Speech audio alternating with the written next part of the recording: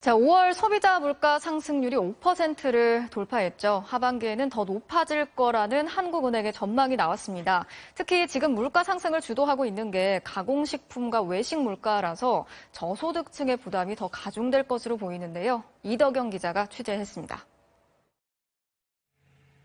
우크라이나의 밀 농장입니다. 트랙터들이 그냥 서 있습니다. 작년에 수확한 밀은 창고에 쌓여 있습니다. 전쟁으로 인프라가 파괴돼 수출길이 막힌 겁니다. 우크라이나 밀 수출은 세계 시장의 8%를 차지합니다. 전쟁 전엔 한 달에 최고 600만 톤의 곡물을 수출했는데 이달 수출량은 77만 톤에 불과합니다. We still have a huge store, a huge amount of grain which is still not exported, and in a month we'll have new harvest of winter wheat and rapes. 국제 곡물 가격의 상승은 한국 물가에도 바로 영향을 주고 있습니다. 밀가루, 라면, 시리얼, 식용유 같은 가공식품 가격 상승률은 5월에 7.6%를 기록했습니다. 2012년 이후 최고입니다. 외식 물가 상승률은 7.4%로 24년 만에 최고치였습니다. 가공식품과 외식 물가는 한 번 오르면 잘 떨어지지 않습니다. 5월 물가 상승률은 5.4%였는데 한국은행은 절반이 넘는 56%가 해외 요인 때문이라고 분석했습니다. 특히 걱정되는 건 하반기에 물가 상승세가 더 가팔라질 거란 점입니다. 저희가 특히 우려하고 있는 것은 해외발 공급 충격의 영향이 장기화될 수 있는 가능성입니다. 가공식품과 외식 같은 식료품비는 쉽게 줄일 수도 없습니다.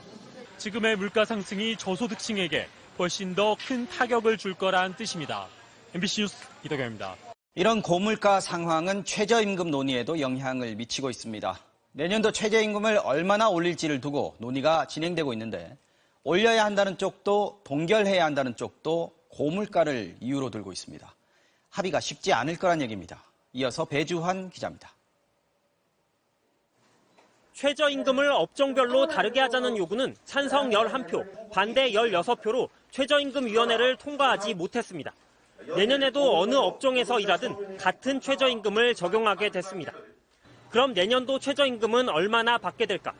노동계는 대폭 인상을, 경영계는 인상 억제를 주장하고 있습니다. 그런데 내놓는 이유는 똑같습니다. 물가 때문이란 겁니다. 노동계는 물가가 계속 오르니 최저임금도 많이 올라야 한다는 입장입니다. 1인 가구 235만 원을 적정 생계비로 보고 이를 토대로 11,860원이 적정하다고 말합니다. 올해보다 30% 올린 수준입니다. 높은 물가와 금리를 감당하지 못한 최저임금 노동자들은 도탄에 빠지고 가계 도산 사태의 위험에 놓이게 됩니다. 반대로 경영계는 동결하라 요구합니다. 원재료값이 너무 올라 올해 최저임금 맞춰주기도 부담이란 겁니다. 최저임금 상승이 물가 상승을 더 부추길 수도 있다고 했습니다. 고물가, 고환율, 고금리, 또 저성장이라는 복합 위기에 직면해 있습니다. 이런 여러 사정을 감안해서 최저임금이 안정화될 수 있도록 양측은 다음 주 있을 6차 회의에 요구안을 제출할 걸로 보이는데 지금 상황으론 최소 2,000원 넘게 차이가 납니다. 이 차이를 끝내 못 좁히면 이번에도 공익위원들이 내놓는 안이 내년도 최저임금이 될 가능성이 높습니다. MBC 뉴스 배주환입니다. 자, 이런 고물가 현상은 지금 전 세계적인 현상이죠. 이걸 감당하려면 노동자들의 소득도 그만큼 늘어야 하는데 임금은 제자리거나 급격한 물가 상승폭에는 미치지 못하고 있는 상황입니다. 전 세계 곳곳에서 임금 인상을 요구하는 시위와 파업이 시작되고 있습니다. 박소희 기자가 전해드리겠습니다. 철로가 텅 비었습니다. 철도역에는 파업으로 해당역이 폐쇄됐다는 안내문이 붙어 있습니다.